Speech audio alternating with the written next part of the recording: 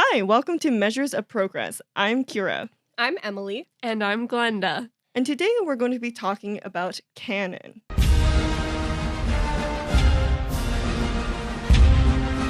No, not that type of canon.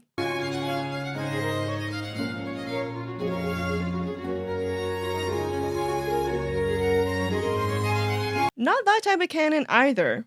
But interestingly enough, both of those excerpts come from pieces within the canon that we're discussing today. So, as classical musicians, we have what we call this canon of pieces, which is just a collection of pieces from the Baroque era, kind of all the way to contemporary times. Not really. We're going to talk about that later. But it's this collection of pieces that kind of form the standard or this like core repertoire that orchestras, operas, and chamber groups tend to play more often. So it's things like, as you heard, Tchaikovsky's 1812 Overture or Pachelbel's Canon, those kind of very familiar, very standard works that kind of appear in performances over and over and over again. So today we're going to be looking at both sides of whether the canon is a good thing or not. And representing the good side, we have Kira. And looking at the ways that canon could be improved, we have Emily. I'm going to ruin this for you.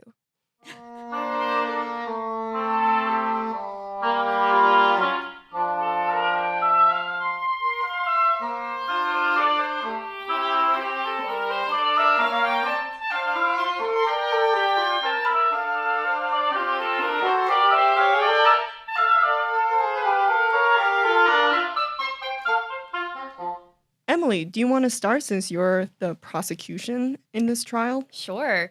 I guess the main argument I want to make is that this classical canon can be considered problematic because I'm going to go ahead and say at least 95% of the pieces that are most commonly played by orchestras, and we're mainly going to be talking about orchestral canon, rather than like opera or chamber music, just because that's what we're familiar with. But the vast majority of those works are written by old, dead, white men. Yeah, the vast majority of all music that we kind of hold to this gold standard, and that we consider to be like the pinnacle of achievement of any composer ever in classical music, which obviously is problematic now that we live in the 21st century. Composers who are women and composers who are people of color and composers who are queer exist. And I think they deserve to have their music played more often than not. To say Beethoven isn't great. Obviously, he's great. And he wrote like incredible music that formed a very solid standard for us to build on. But it's been how many hundreds of years since he died, and we're still like, oh yeah, Beethoven's the best it's ever been. And I don't know. It's just, I think it's an outdated philosophy. But I'll stop there and like, here I got a word in edgewise. So I think something we have to remember about canon is that it's not as static as we think it is. You know, a lot of the time when people talk about it, they think it's everything that's just, before the post-tonal movement. So even early 20th century and everything before that. But that's not true. We are adding new pieces into the repertoire, into the canon, and we are refinding composers from those earlier periods like Chevalier de St. George, Hildegard von Bingen, and Clara Schumann. And we're adding new repertoire that has been composed in the 20th century because we are definitely a much more welcoming society. And it definitely is a slow process, but it is happening. More female composers, especially in the contemporary works like Nadia Boulanger, Nicole Lizet, Florence Price, Joan Tower, they are getting their voices heard in our repertoire. And so I think that's just important to remember.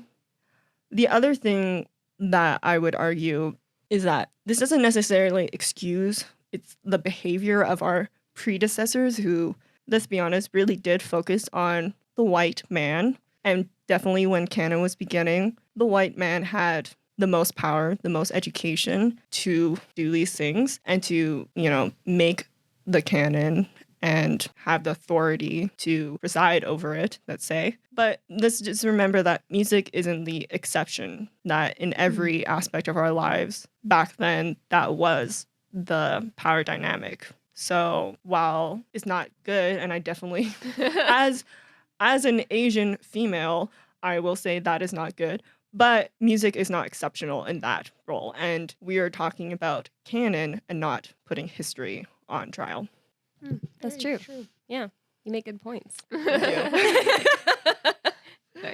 The raised eyebrows of a challenge. No, I definitely agree. It's getting better. And definitely like it's like the whole world as a whole that in history has sucked. It's not just music for sure. Just to be really optimistic here.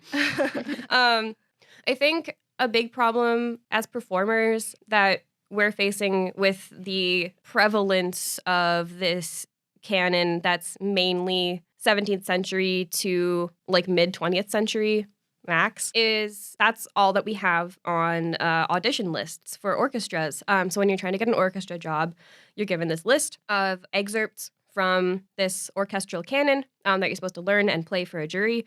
And I've seen like a very, very recently, a very, very few exceptions to this, but they're all like every composer on that list is one of those old dead white guys from like at the very, very closest, like 70 years ago. So I think in terms of modernizing classical music, like it is happening. In concerts, we're seeing a lot more performances of music by people of color, by women, by queer people. That's fabulous. I love that. But when it comes to the more institutional side of like auditions and how people get jobs in this world, it's still so predominantly focused on this highly lauded group of old dead white men, I will say again. To counter that, I think we have to then ask, what's the purpose of an audition?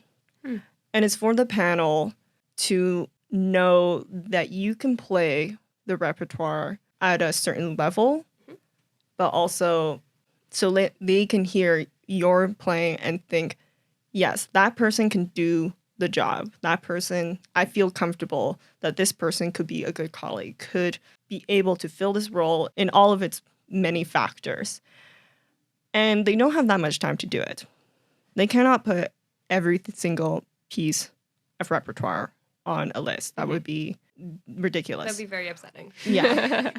2 hours of audition. Oh my God.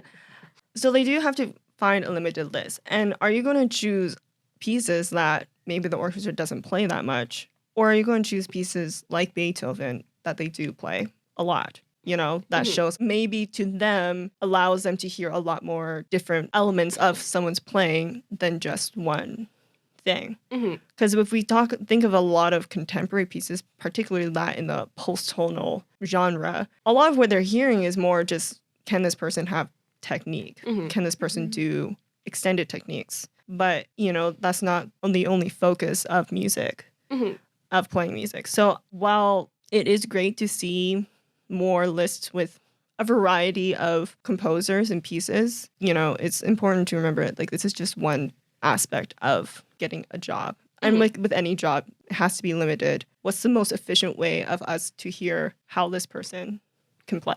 And then to go further, to make one of my arguments, we do, unfortunately, live in a capitalist world. In that part of our art form is that we have to sell tickets, whether we like it or not. And, maybe somewhere like New York City, where it has millions of people and a very diverse and wide art scene, can afford to have orchestras that specifically are towards new music or pieces outside the canon or something that's very much more niche, let's say. And they can probably program stuff like that and still get an audience.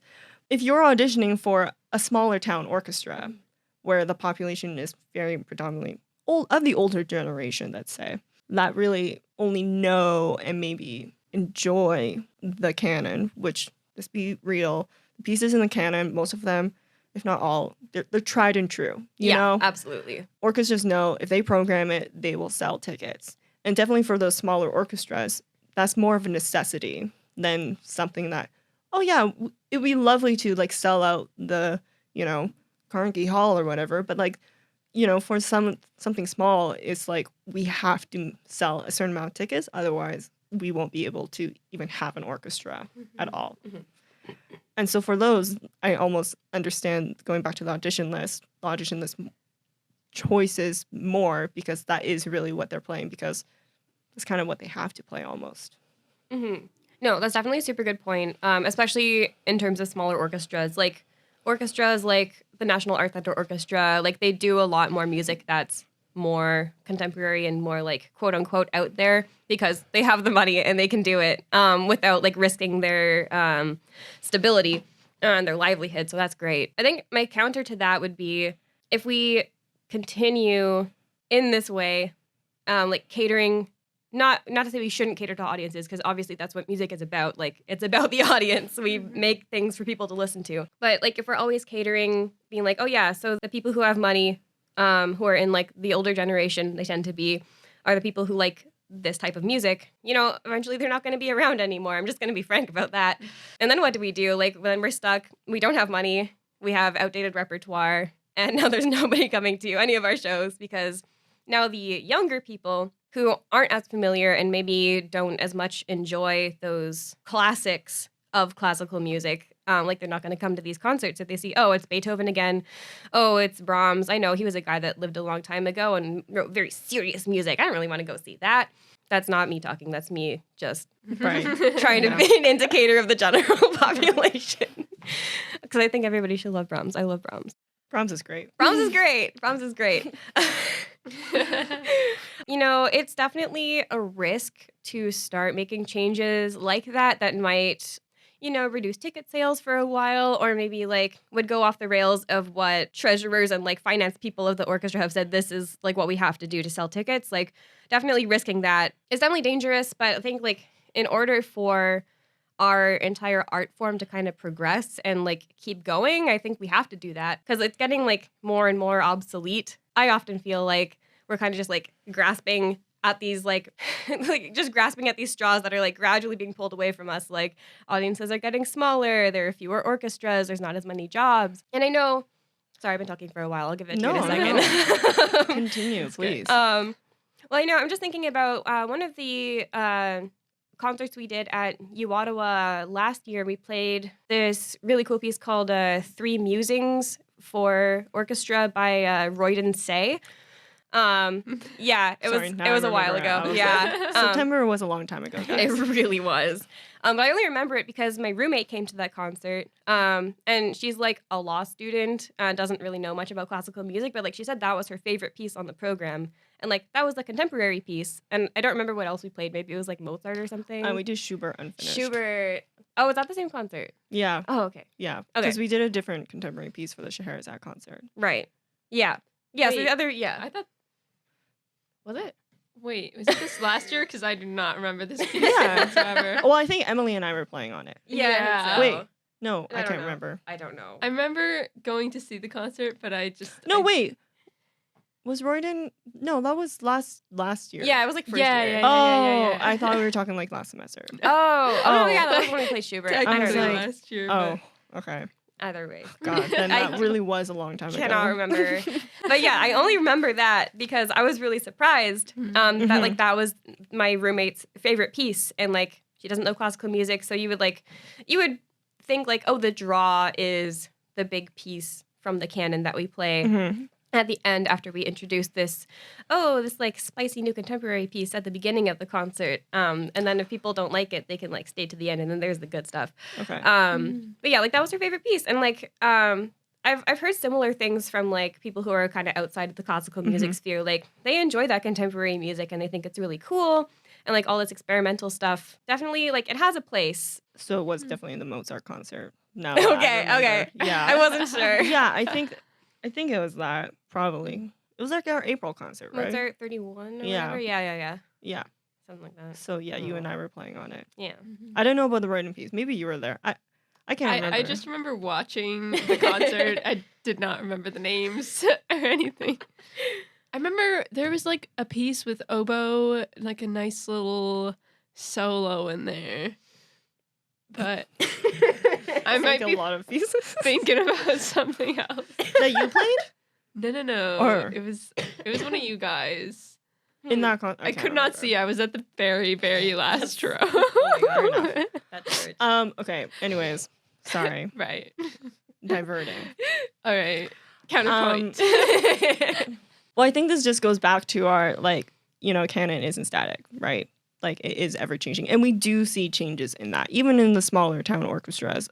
Like I grew up in Kelowna, BC, and that's definitely a smaller town orchestra, and I do see them programming newer contemporary pieces because that is kind of the trend now. Is that maybe you do a bigger piece in the canon, but you kind of always start maybe with something more contemporary because that's a trend. And I think if we want to move forward, that's more on like the bigger institutions. That's not really, canon itself.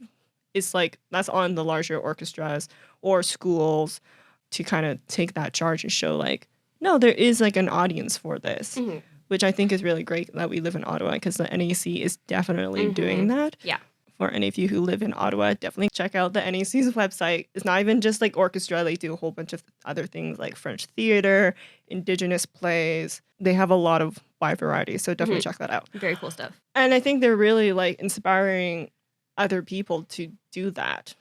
And so there is change happening and it is slow, but it is happening. And once the older generation does pass away, Damn. I think we're in some ways we are ready. Like there is constant new music being composed. And that's one of the reasons why we want to do this episode, to kind of just explain to you guys why what we're doing, matching these pieces in the canon to something contemporary, is important to us. To show like there are things happening. It's not like, Beethoven's great, but there's more things happening. So I think that's why we want to do this episode for you guys, just to explain ourselves a bit better. So I feel like whenever that shift happens, we'll be ready. We'll be fine. Because people have their feelers out, And like that's really great that your roommate really enjoyed that piece by Royden. Say. Ooh. Sorry, Royden. If you're listening to this, We love your music. you're great. You're a great solfege or musical skills TA when I was at U of T. Just so you know. Wait, actually? Yeah, he was actually my musical skills Oh my TA, God. which is essentially That's here like the so cool. solfege and Very like cool. the sight singing. Oh my god. I didn't know if he was like actually my TA or like he was just one of the TAs. But how U of T works, like you saw the TAs because you would like test with the test would just be like with any TA that was available, kind of thing. Like they put up a schedule and you just. And I remember everyone liked Royden because he was actually really nice and not scary. Aw. So Aw, that's you're so great. nice. Oh, wow. I definitely remember actively trying to get you to do my test because I knew I would not be as stressed Amazing. sight singing in front of you than some of the other TAs. Oh my god. Anyway, you're great. Sorry if we pronounced your name wrong. Yeah, I think it's great that your friend really enjoyed that piece, and it definitely was a good piece. But I think it was a very accessible piece too. Yes. And we do have to remember 90% of the population are not trained in classical music. So like when I go to a Schoenberg concert, maybe I like it or not, but I at the very least can respect the composition. Whether someone who doesn't understand all these like 12-tone systems or whatever he does, because he does a whole bunch of things, it might not be as appealing. And the pieces, like Beethoven, like Brahms, Mozart, Strauss, all of these big canon pieces, they are still relevant in that people still do enjoy listening to them. People still like going to Nutcracker at Christmas or Messiah. And that's just because they're great pieces and they're accessible. They tell a story. They inspire people. They evoke emotions. It's like, going to a concert, we have to remember it started kind of as like this social ritual, almost like a way for us to kind of collectively experience this form of art together and then talk about it. People who aren't trained in music, they look to pieces that they can understand. Maybe something that they've already listened to throughout their childhood or on the radio or whatever, because that's what they know. That's how they talk about. And it's still, they still enjoy it. So Yeah, no, definitely. I agree. It's always really interesting to me thinking about how like the type of music that's in the canon isn't like necessarily, people tend to argue like, oh yeah, the like sonority of a major triad is like inherent in people's brains and like they can inherently perceive it as like a constant harmony. It's not true. yeah. It's not true. Right. But like it's kind of treated that way just because it became so ubiquitous in musical culture that it started becoming like a standard against which we measured like everything. And like that's how, in a very, very basic way, tonality became like the standard. Yeah. I think it, like this type of music became canonical largely because of like the social power and influence of the white men that were composing it.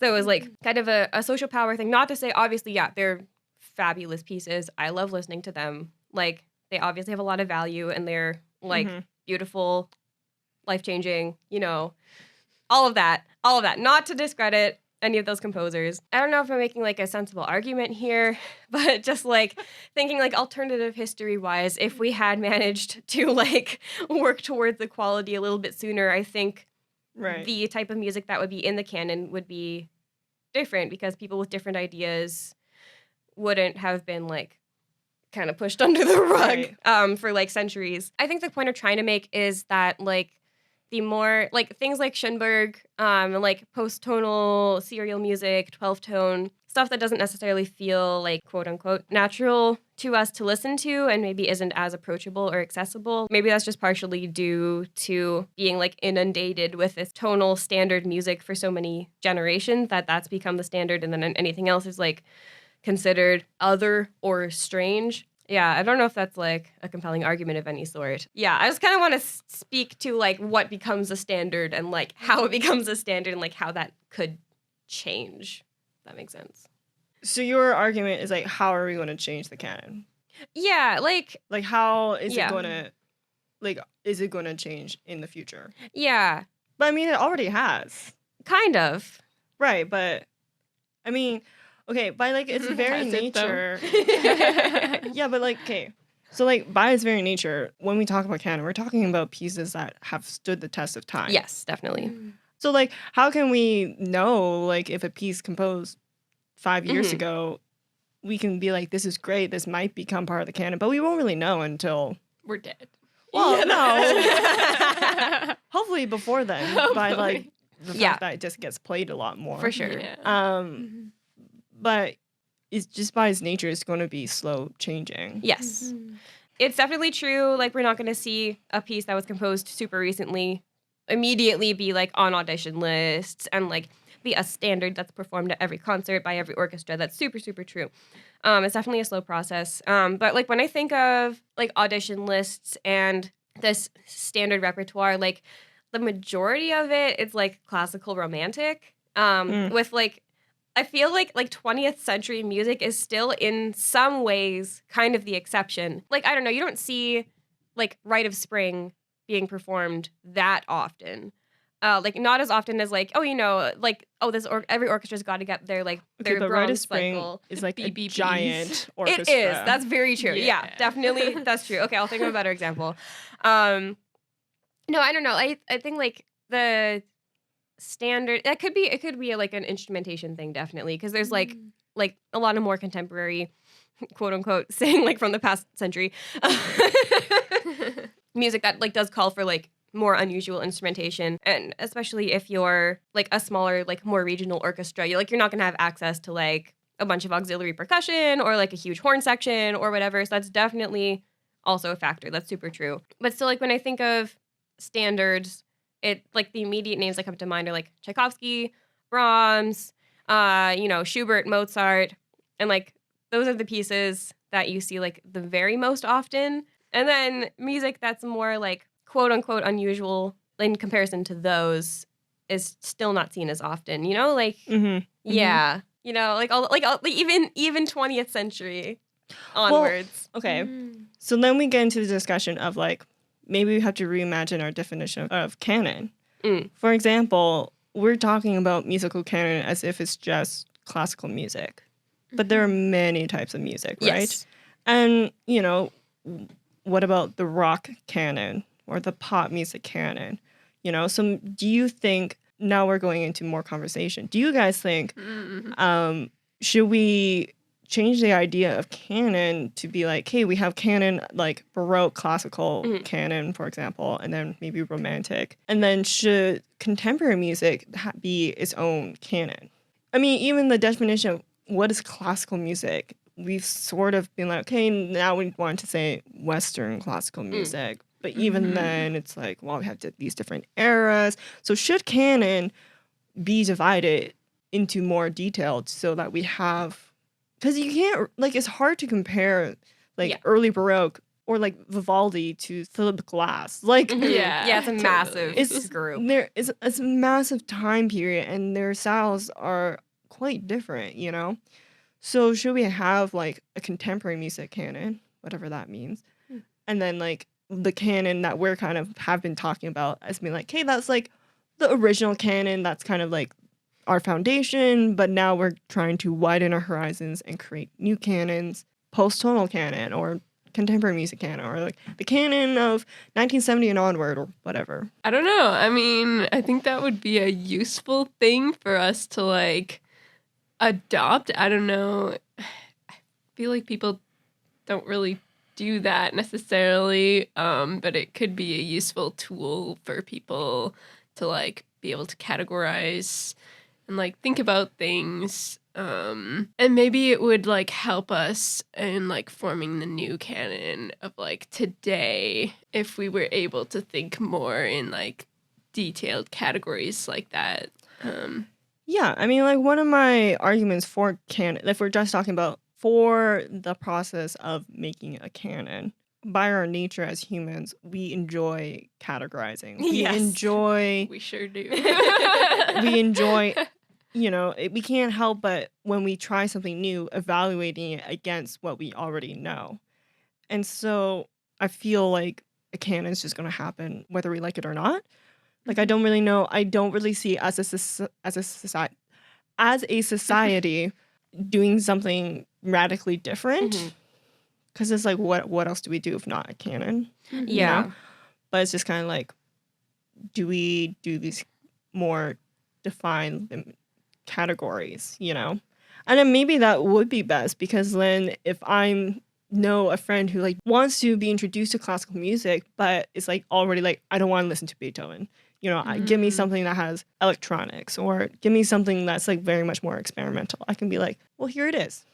Choose these pieces, like, oh, you want to hear 12th tone? Like, let's talk about this one piece that's everyone looks to. Yeah. No, I think it's a really interesting concept. I don't know if like the like describing us as being for and against the canon is necessarily like accurate, because I'm not like advocating for like the dissolution of the canon entirely. I definitely agree that like we want to categorize things and it's good. I think it's just interesting because like the canon is such an amorphous concept and it's so vague, and like everybody kind of defines it differently, especially if like, oh yeah, are you talking about the classical canon? And if you're talking about the classical canon, are you talking about orchestra music? Are you talking about opera? Are you talking about chamber music? Are you talking about solo repertoire for a specific instrument? I think I like the idea of categorizing music based on like maybe different time periods or like different styles or something like that. But I think like the problem there arises is like you argued before that like part of the point of the canon and like how it appears on like audition lists is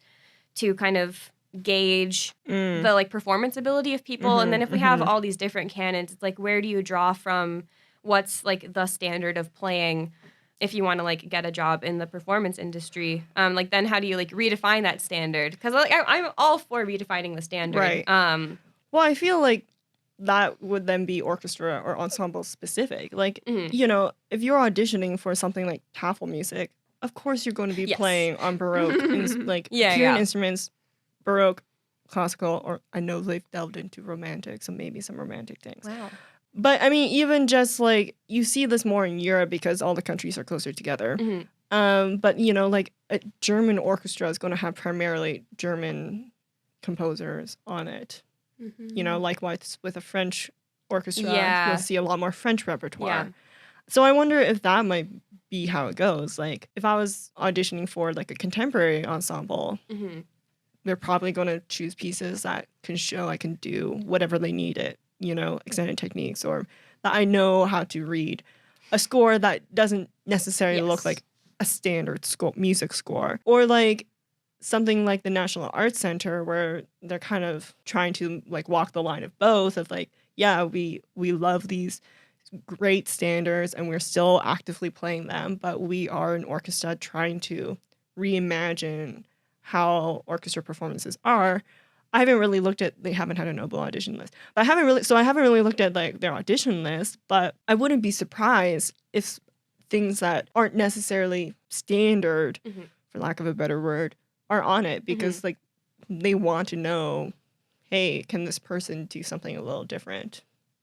Like, are they going to be freaked out by, you know, Hindemith, even just Hindemith, which is like, you know, Yeah, kind of crazy. I but never see Hindemith performed, and I'm sad Really? about yeah, it. yeah, Hindemith is great. Yeah. Which is funny because like he's very much dead, but like died. When did he die? But like I think of him as modern, right? Right? Yeah, we which do. is crazy. It's It's, so like, weird. But I mean, why? like, do we think of Hindemith as modern just because, you know, the classical music history is just so long, you know? Yeah. Mhm. Like, it's not like pop music where it kind of started in the 20th century, you know? That's true. Like, it's centuries old. Mhm. And so, yeah, 50 years is both a long time is an illusion, guys. Like, Time know, is a weird soup. yeah, like 70 years was both long ago and also not that long Yeah. ago, Mm. Super true. you know? So, in the grand scheme of our music history, Hindemith is kind of modern. Yeah, that's very true.